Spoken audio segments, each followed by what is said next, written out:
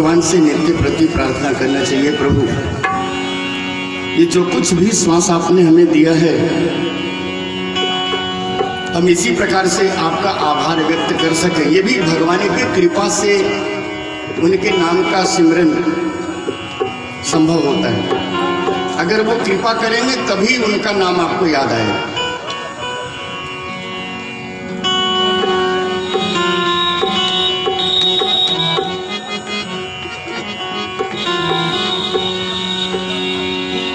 जब माता पार्वती जी पूछने लगी कि प्रभु आप शीघ्रता से बताओ कि किस प्रकार से कोई ज्ञानी कोई मूढ़ नहीं और नारद बाबा किस प्रकार से भगवान को श्राप दे दिए, किस कारण से भगवान ने ऐसा कौन सा अपराध कर दिया? क्या भगवान भी भक्त का अपराध कर सकते हैं? बाबा भोलेनाथ बताने लगे कि एक समय की बात है कि देवर्षि नारद जी के मन में ये भाव आया कि चल करके कुछ समय तक हम भी तपस्या करें, और इस उद्देश्य से वो चले गए। पर्वत की गुफाओं में जाकर के आसन लगाए और आसन लगा करके भगवान की तपस्या में तल्लीन हो गए। नारद बाबा के इस तपस्या को देख करके देवराज इंद्र को बड़ी पीड़ा हुई, बड़ा भय पैदा हो गया उनके अंतःकरण में कि देवर्षि नारद जी भगवान के यहाँ जब चाहे जब अपनी इच्छा से तीनों लोक 14 भुवन में भ्रमण करने वाले त्रिकालदर्शी संत, इनको तपस्या करने की क्या आवश्यकता पड़ गई? अवश्य कोई गंभीर कारण होगा। इस आशय से देवराज इंद्र परेशान हो गए और उस परेशानी के समाधान के लिए उन्होंने एक रास्ता चुना। उन्होंने कामदेव को बुलाया और कामदेव को आदेश निर्देश दिए कि तुम जाकर के पता करो देवर्षि नारद जी तपस्या में तल्लीन हैं और उनके तपस्या को भंग करो। कामदेव ने कहा देवराज कोई दूसरा आदेश हो तो आप दे दो, ये आदेश का पालन मैं नहीं कर सकता। मैं संत का अनिष्ट कभी नहीं कर सकता, वो मुझे श्राप दे देंगे। आप देवराज मुझे कोई दूसरा कार्य सौंप दीजिए। अनुनय विनय करने लगा कामदेव, लेकिन देवराज भाई देवराज है, देवताओं के राजा है, इंद्र है। बोले तुम्हें मेरे आदेश का पालन करना ही होगा, मैं जैसा तुम्हें आदेश दे रहा हूं उसका पालन करना होगा। बेचारे कामदेव विवश हो गए। देवराज इंद्र के आदेशानुसार उसने वहां पर अपनी माया फैलाई और समय में प्रकृति के विरुद्ध काम ने ऐसा किया कि सारे वनस्पतियों में फूल फल लद गए, चारों दिशाएं सुवासित हो गई बिना किसी ऋतु परिवर्तन के कि ध्यान भंग हो जाए।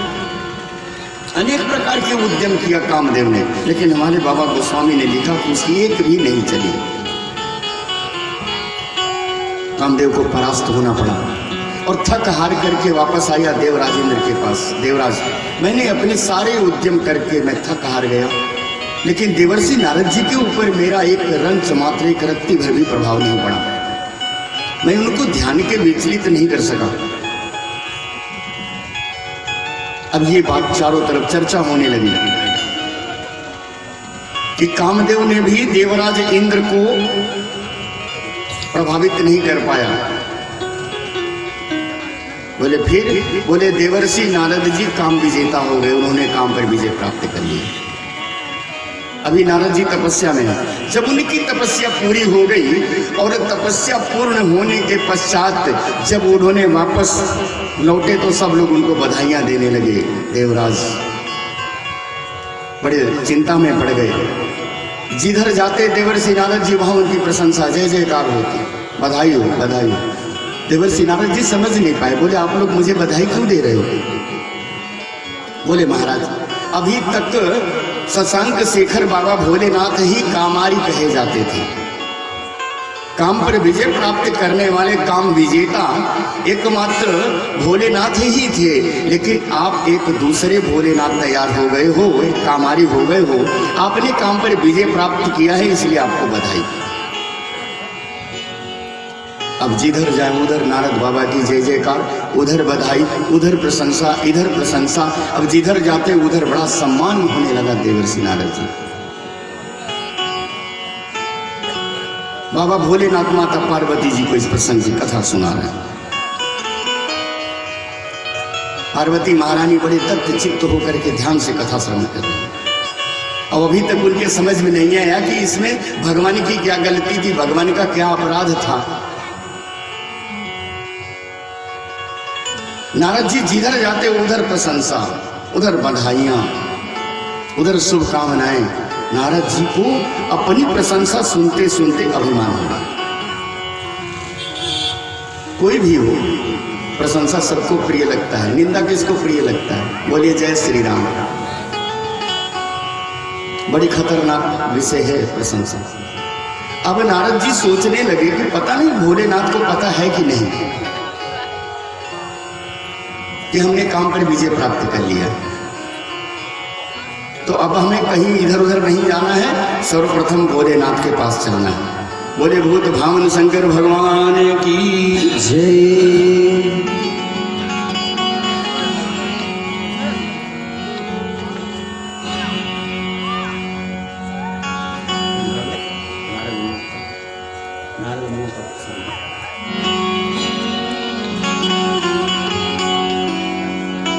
जब गए देवर्षि नारद जी कैलाश पर, सबने बड़े आदर सम्मान के साथ उनको प्रणाम किया। बाबा भोलेनाथ को पता लगा देवर्षि नारद जी आए हैं, बड़े खुश हुए बाबा कि आज का दिन बड़ा अच्छा है। एक संत अतिथि बनकर के हमारी कुटिया में पधारे, मैं तो धन्य हो गया, ये धरती पावन हो गई। आज दिन भर बैठ करके हम राम कथा सुनेंगे। नारद जी आए, दंड प्रणाम हुआ, सारी औपचारिकताएं पूरी करने के पश्चात देवर्षि नारद जी ने कहा,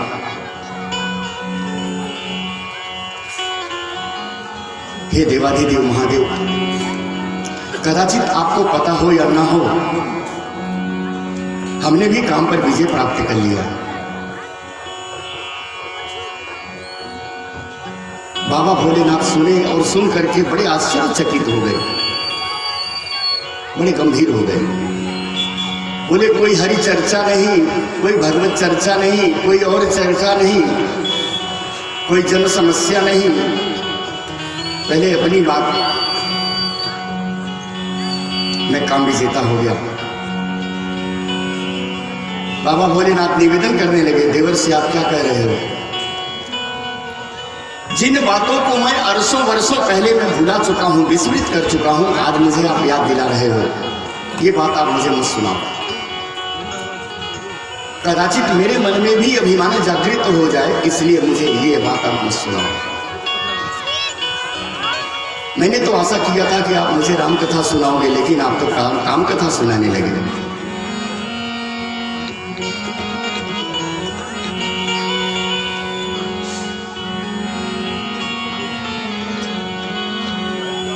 अनेक प्रकार से समझाने की चेष्टा करने लगे।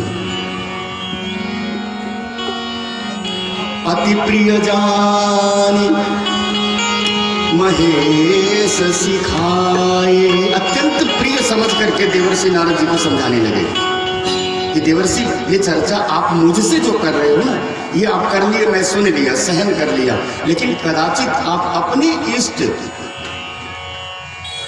कदाचित श्रीहरि विष्णु के सामने ये आप बात मत रखना। अब देवर्षि नारद जी के मन में ईर्ष्या हो गई, ये देवता लोग भी कितने बड़े ईर्ष्यालु हैं, इनको हमारा काम विजय प्राप्त करना इनको प्रिय नहीं लग रहा है, इसलिए ये मुझे ज्ञान दे रहे हैं। बताओ मैं गलत किया, यहाँ मुझे नहीं आना चाहिए था। नारद जी के अंतर मन के भाव, कदाचित मैं अपनी इष्ट के पास गया होता तो हमारी कितनी प्रशंसा की, इनको प्रिय नहीं लग रहा है। अति प्रिय जानी महेश, हमने आपने मुझसे कहा, मैंने सुन लिया, इसलिए मैं आपको एक सिखावना, एक समझावना दे रहा हूँ, एक उपदेश देना चाहता हूँ और सावधान करना चाहता हूँ कि आप श्री हरि विष्णु के सामने ये बात मत रखना। देवर्षि नारद जी उठे और बाबा भोलेनाथ को प्रणाम किए और प्रणाम करने के पश्चात प्रस्थान कर लिए कैलाश। बोले संत भगवान की जय। अब रास्ते में तो जा तो रहे हैं, जो नारद जी हमेशा चलते फिरते भगवान के नारायण का संकीर्तन करते हैं वो आज भूल गए। श्रीमन नारायण नारायण नारायण,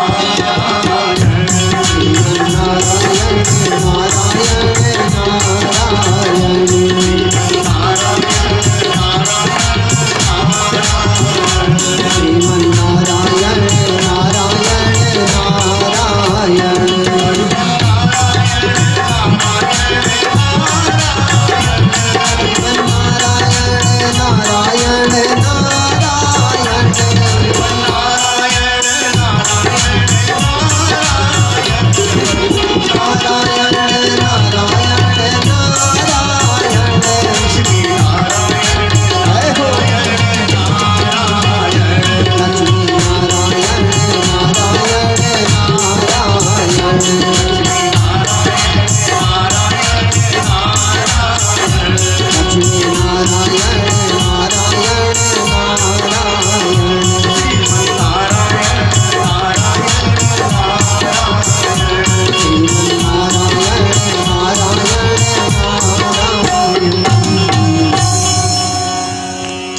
क्षीर सागर में विराजमान भगवान श्री हरि विष्णु के पास देवर्षि नारद जी पहुंचे।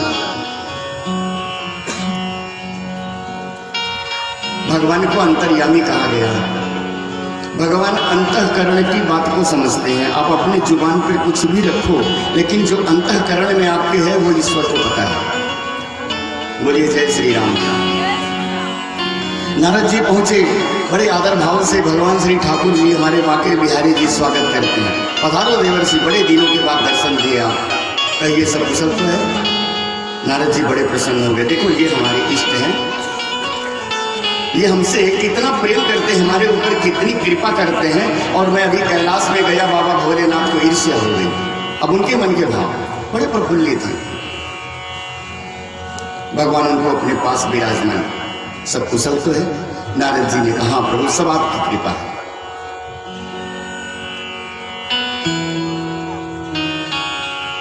अब कुशल क्षेम के पश्चात नारद जी वही प्रस्ताव प्रस्तुत करते हैं जो अभी बाबा भोलेनाथ के सामने रख के आए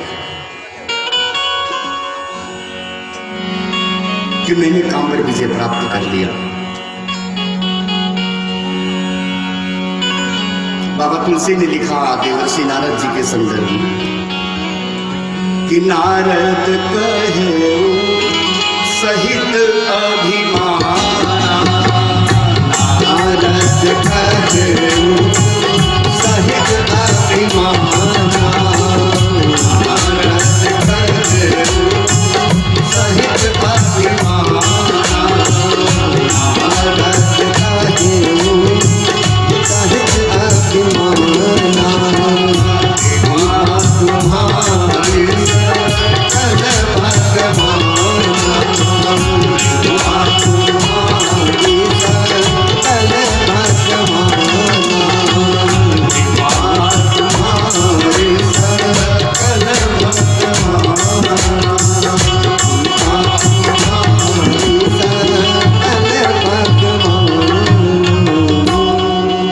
भगवान के सामने अभिमानी बनकर के नारद जी ने कहा कृपा तुम्हारे।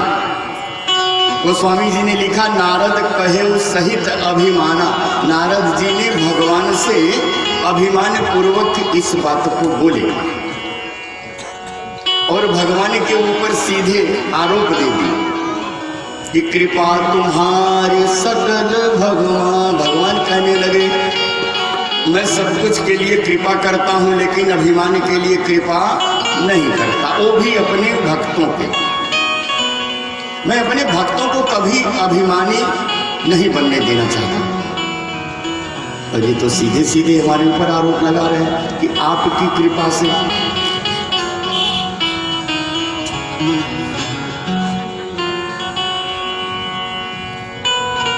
ये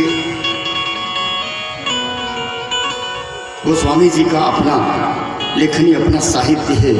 बाबा भोलेनाथ माता पार्वती जी को संकेत कर रहे हैं कि जब मनुष्य के अंतःकरण में अभिमान रूपी विषय, अभिमान रूपी दोष चैतन्य होता है तो मनुष्य का विवेक जो है चुपचाप शांत हो जाता है।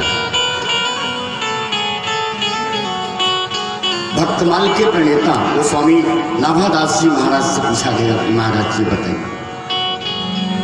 व्यास जी ने श्रीमद् भागवत में लिखा कि अभिमान की एक रूप नहीं है, अभिमान 5 रूप में है। अभिमान के 5 भाई हैं, 5 प्रकार का अभिमान होता है। और अभिमान एक भक्त के लिए भक्ति में सबसे बड़ी बात है।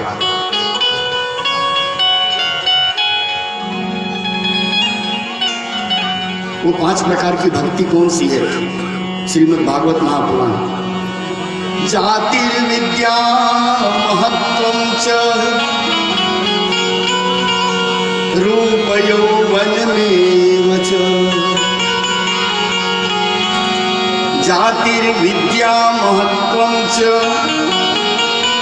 रूप यौवनमेव च, एतद् तद् त्यजेत नित्यं पंचैते भक्ति बाधका।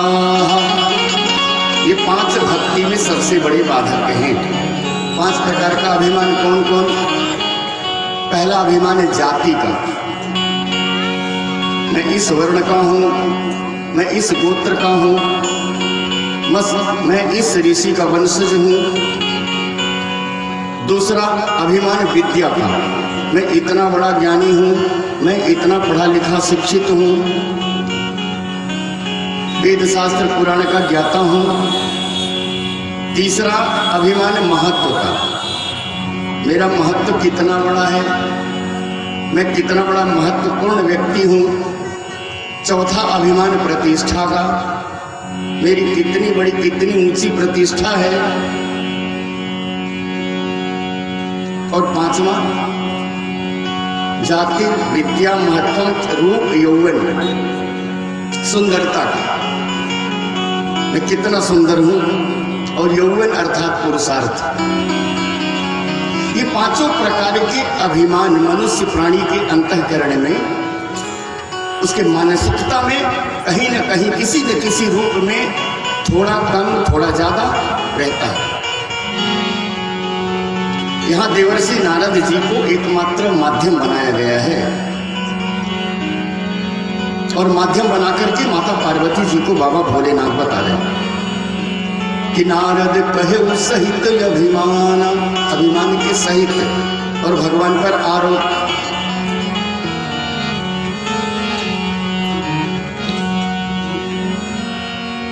करुणा निधि मन दीख विचारी, करुणा निधि मन दीख विचारी, करुणा निधि मन दीख विचारी, करुणा निधि मन दीख विचारी। पूर अंकुर मुकरब करु भारी, पूर अंकुर मुकरब करु भारी, पूर अंकुर मुकरब करु भारी, पूर अंकुर मुकरब करु भारी। बेगी सो मैं तारी हूँ थारी, बेगी सो मैं तारी हूँ थारी, बेगी सो मैं तारी हूँ थारी, बेगी सो मैं तारी हूँ थारी। मन हमार से मत तारी, मन हमार से मत तारी। भगवान ने देखा कि नारद जी के अंतःकरण में अभिमान और अंकुर गर्भ तरु भारी। यहाँ भी थोड़ा संदेह हो जाता है, आपको बताते चले, आप लोग रामचरितमानस कथा प्रेमी हैं राम कथा के। बाबा तुलसी ने लिख दिया, इस पर कई विद्वानों ने खंडन मंडन किया कि तरु माने वृक्ष होता है और वृक्ष अंकुरित नहीं होता है, पौधा अंकुरित होता है। ध्यान देंगे, बाबा तुलसी ने लिखा कि उर अंकुरेव गर्भ तरुहारी। वृक्ष तो बड़ा होता है लेकिन अंकुरित नहीं होता है। अंकुरित तो नन्हा पौधा होता है। बाबा तुलसी को पौधा लिखना चाहिए था। तो अगर बाबा पौधा लिख देते तो चौपाई की गति भंग हो जाती। एक चौपाई में 16 मात्रा होता है संगीत के दृष्टिकोण से। यहाँ संगीत वाले लोग बैठे हैं, सब बड़े जानकार हैं। बोलिए जय श्री राम। गति भंग हो जाती अगर पौधा लिख देते। दूसरी बात, आज का पौधा ही कल का भावी वृक्ष होता है। इसको और सरल भाव से समझें। जैसे कोई 5 मंजिला 10 मंजिला कोई कोठी है, बिल्डिंग है, आप देखें पुराना है तो उसके ऊपर पीपल महाराज कहीं से आ जाते हैं। इतने बड़े से पीपल जी दिखाई दे गए, कहीं बरगद जी दिखाई दे गए। अब उसको आप जरा सा नजरअंदाज करते चलिए, कुछ दिनों में उतने जल्दी कौन खाद पानी देता है, कौन सिंचाई कर रहा है, कौन शनिवार को जल दे रहा है, कौन धूप दीप दिखा रहा है, वो इतनी जल्दी बढ़ते बढ़ते बढ़ते पूरे उस इमारत कोठी जो भी है वो सबका सर्वनाश हो जाता है।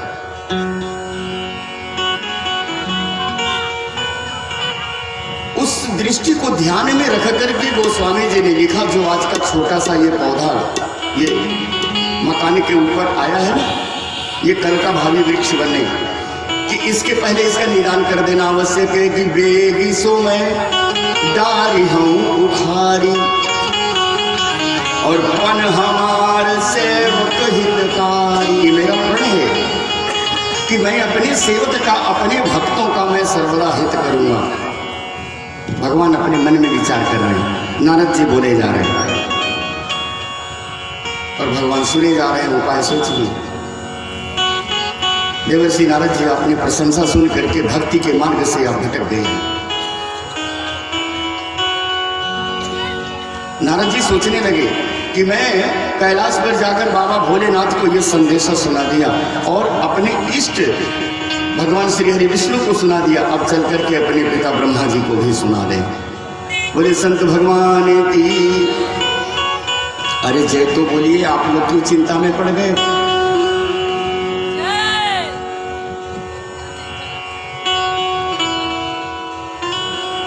भगवान की कथा में बैठे हैं। एक छोटा सा दृष्टांत याद आ गया आपको बताएं। अभी बाहर बड़े बड़े शहरों में प्रतिदिन नियम से 1 घंटे 2 घंटे का सत्संग होता है, 12 महीने होता है। हरियाणा में, गुजरात में, राजस्थान में, बंगाल में, हमारे उत्तर प्रदेश में प्रतिदिन 1 घंटे 2 घंटे का सत्संग चलता है। मंदिर है, आश्रम है, गौ सेवा हो रहा है, रोगियों के फ्री में निःशुल्क वहां पर उनका उपचार भी हो रहा है। तो एक स्थान पर ये महिला मंडल देखें, आज भी संख्या ज्यादा, कल इनकी संख्या कम थी, आज संख्या अधिक है। हमारे पुरुष वर्ग भाइयों की संख्या कम है। ये इसलिए धर्मपत्नी कही जाती हैं कि ये धर्म के कार्य में आगे रहती हैं। तो एक साहूकार की धर्मपत्नी थी, वो नित्य प्रति सवेरे अपने दैनिक नित्य क्रिया से निवृत्त होकर के प्रतिदिन जाती थी मंदिर। सभी देवी देवताओं का पूजन अक्षत सब जल आरती करती और 1 घंटे सत्संग करती और कथा सुन के आती।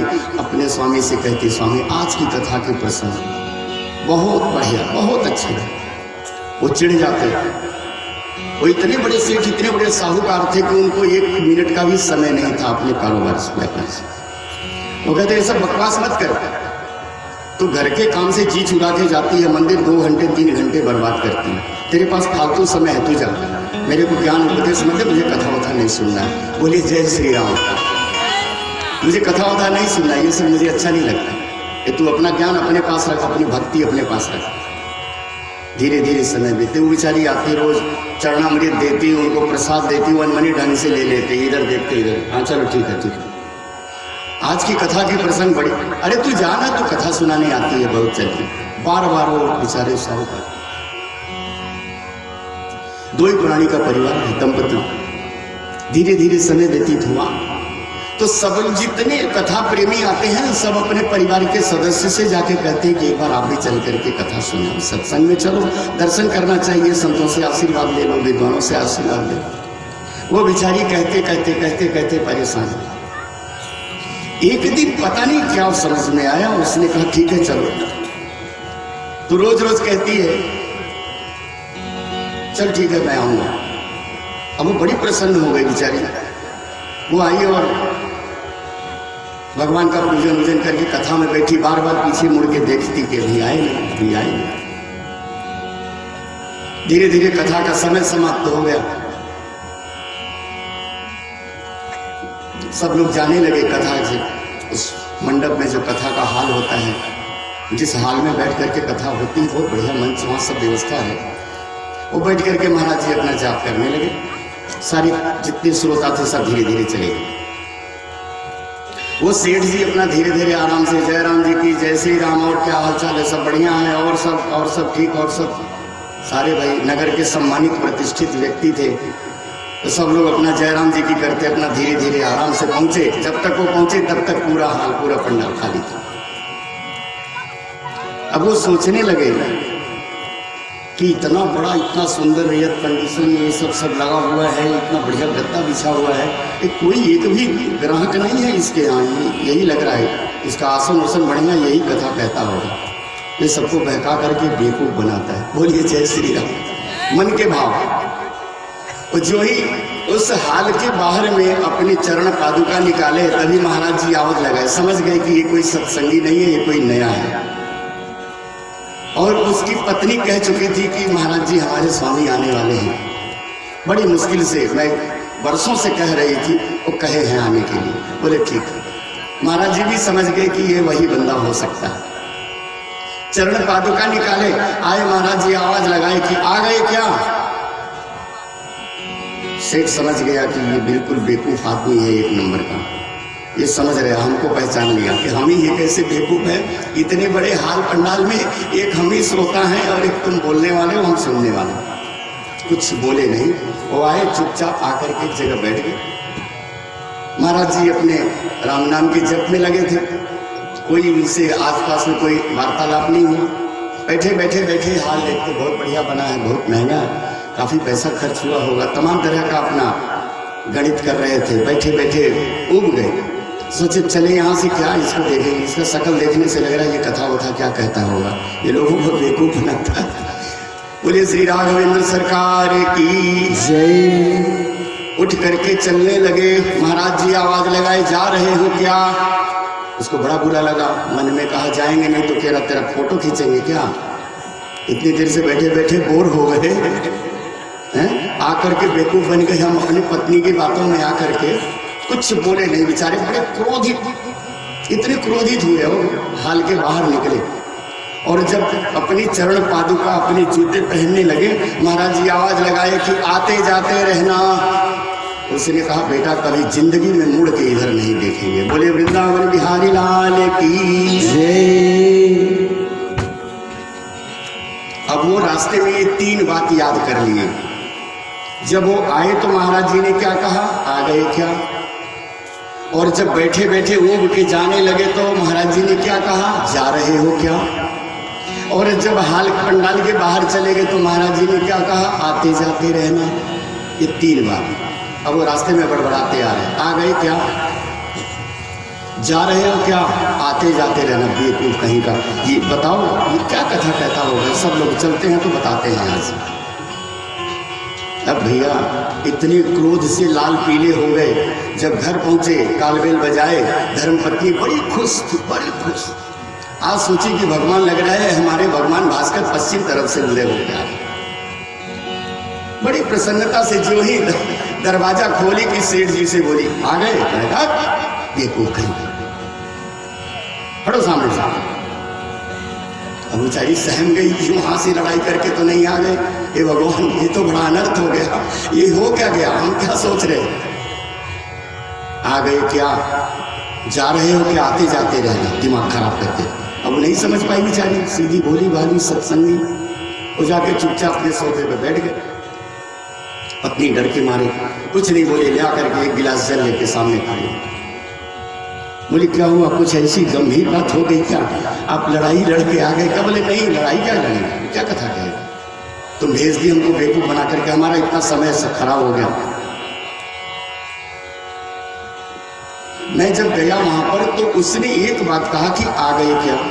अब बताओ, मैं तो आ ही गया हूं, ये कोई पूछने की बात है।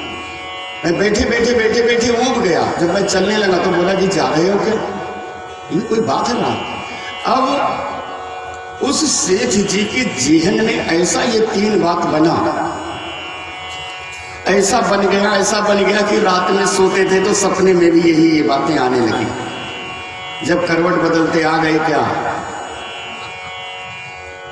और जब उनकी पत्नी भोजन की थाली लेके जब उनके सामने आती तब वो बोलते आ गई क्या। अब बेचारी वो शर्मिंदा हो जाती, थाली रख के जाने लगती तो बोलती जा रहे हो क्या। और जब दरवाजे के बाहर हो जाए तो बोले आते जाते रहना। अब वो पत्नी को चिढ़ाने लग गए। लेकिन धन्य है, हमारे सत्संगी भी कम नहीं होते। ठीक धीरे धीरे समय बीता। एक दिन क्या हुआ कि 2 चोर उस साहूकार के घर में आ गए, कृपा कर दिए। और जो ही चोर आए, एक सीनियर था उसमें एक जूनियर था। घर में आए, सेठ जी करवट बदले, बोले आ गए क्या। तो जो जूनियर वाला था बोले गुरु सेठवा जाग रहा है, देख लो पक्का जाग रहा है, समझ लेना। बोल रहा है ना आ गए क्या। लेकिन जो सीनियर था वो तो भाई मास्टरमाइंड था, उसने कहा कि नहीं ये लोग बड़े बड़े व्यापारी हैं ना, ये बड़बड़ाते रहते हैं, तू अपना काम कर चल। चाबी वाबी खोज खाज करके अलमारी का सब पूरा स्वच्छता अभियान पूरा करके सब कुछ ठीक ठाक करके गट्ठर मट्ठर बनाया। और जब चलने लगा तो सेठ करवट बदला, बोले जा रहे हो क्या। तो जो जूनियर वाला था वो फेंक दिया गट्ठर, बोले गुरु कल FIR होगा, पहला मौका है, ये जरूर पक्का मैं बता रहा हूं जाग रहा है, कल मामला खराब हो जाएगा, हमको जाने दो। थोड़ी देर रुके रहे दोनों। फिर सेठ जी का नाक बोलने लगा। फिर जब ये चलने लगे तो कुछ आवाज आई, बोले कि आते जाते रहना। जूनियर वाला भाग गया, बोले गुरु हमें नहीं करनी चोरी। कोई अपने घर में चोर को कहेगा आते जाते रहना, कोई रिश्तेदारी है क्या। भैया तुम्हें चोरी मुबारक, मैं नहीं करूंगा, मैं तो भाग रहा हूं। वो निकल गया। छोटा वाला जब निकल गया, बड़ा वाला भी डर गया। बोले सही कह रहा है, वो कह रहा है आते जाते रहना, चोर को कोई निमंत्रण थोड़ी देता है। चोर भाग गए, सारा गट्ठर जितना था सोना चांदी हीरा मोती जवाहरात पूरी जिंदगी की कमाई वो गट्ठर में बांध के वैसे ही फेंका पड़ा। प्रातः काल नित्य की भांति जब वो सेठानी उठी, सत्संग में जाना है ना, मंदिर उसको पूजा करने, घर का झाड़ू बहारू सब काम करना है। पैर में ठोकर लगा उसके। जब बत्ती जलाई देखी गट्ठर यहाँ बंधा पड़ा है, देखी अलमारी सब खुला पड़ा है।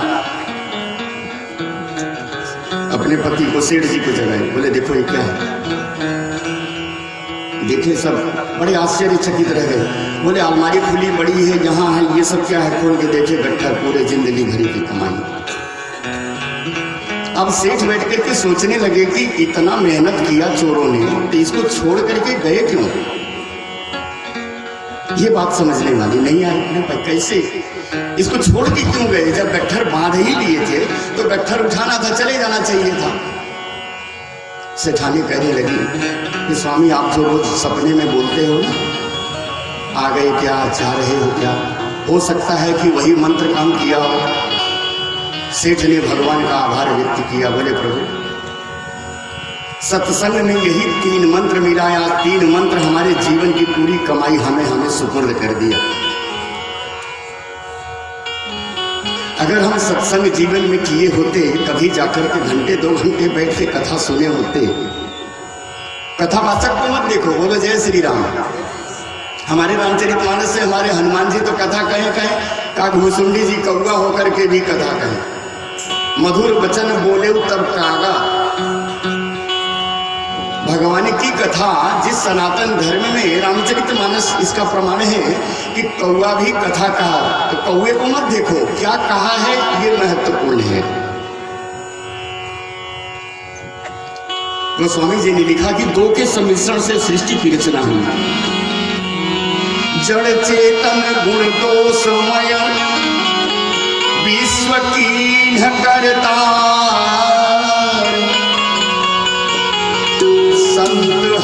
गुण गहई पय परिहरि बारी विकार। संत हंस गुण गहई पय परिहरि बारी विकार। कहीं से भी गुण मिले, कहीं से भी कोई अच्छी बात मिले, उसे अपना लेना चाहिए, उसे ग्रहण करना चाहिए। किससे मिल रहा है उस पर ध्यान नहीं देना चाहिए। आप लोग इसमें से भी कोई बैठे होंगे, कथा सुन के जाते होंगे, देर होता होगा तो आप लोग को भी हो सकता है किसी को भी 2-4 बात सुनना पड़ता हो। बोले जय श्री राम। जय श्री राम।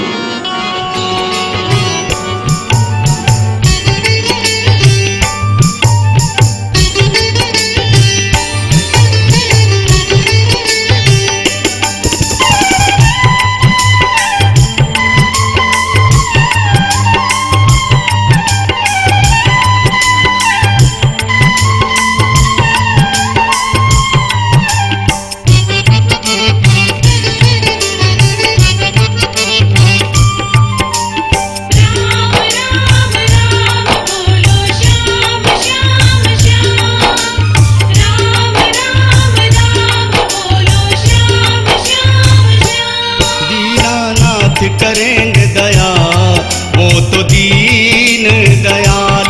दीनानाथ करेंगे दया वो तो दीन दयाल।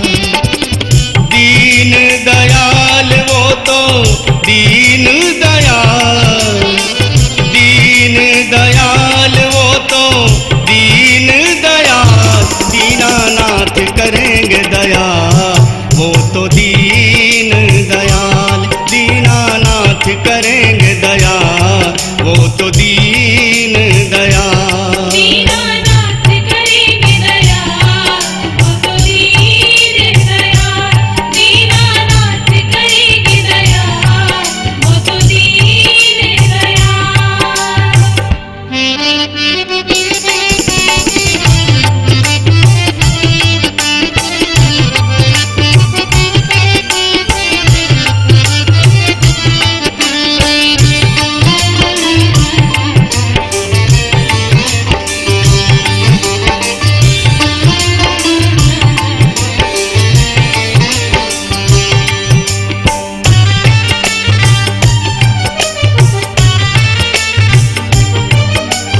बने सारथी अर्जुन के गीता का ज्ञान सुनाए हैं। गीता का ज्ञान सुनाए हैं। गीता का ज्ञान सुनाए हैं। मेवा त्यागे दुर्योधन के साग विदुर घर खाए हैं। साग विदुर घर खाए हैं। साग विदुर घर खाए हैं। मीरा के वीणा में वो तो मीरा के वीणा में वो तो बन गए तार। बोलो राम राम राम बोलो श्याम श्याम श्याम। राम राम राम बोलो श्याम श्याम श्याम।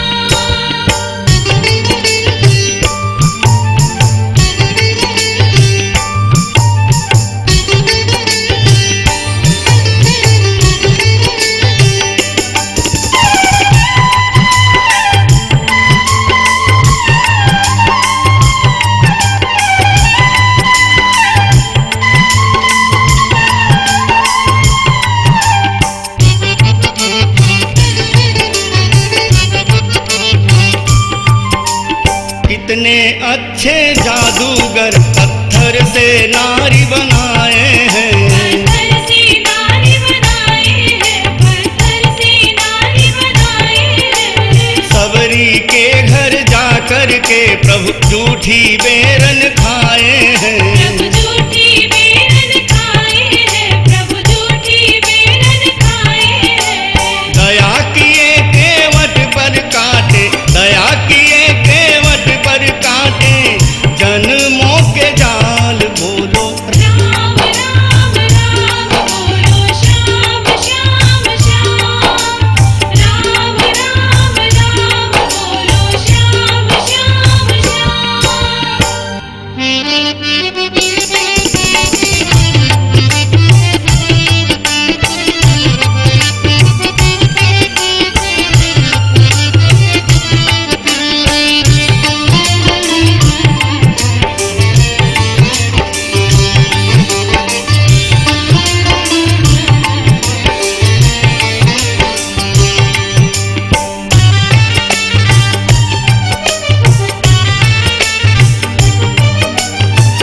के भीतर गज की रक्षा ग्राह से मुक्त कराए हैं। ग्राह से मुक्त कराए हैं, ग्राह से मुक्त कराए हैं। पल भर देर लगी ना आते ग्राह को मार गिराए हैं। ग्राह को मार गिराए हैं, ग्राह को मार गिराए हैं।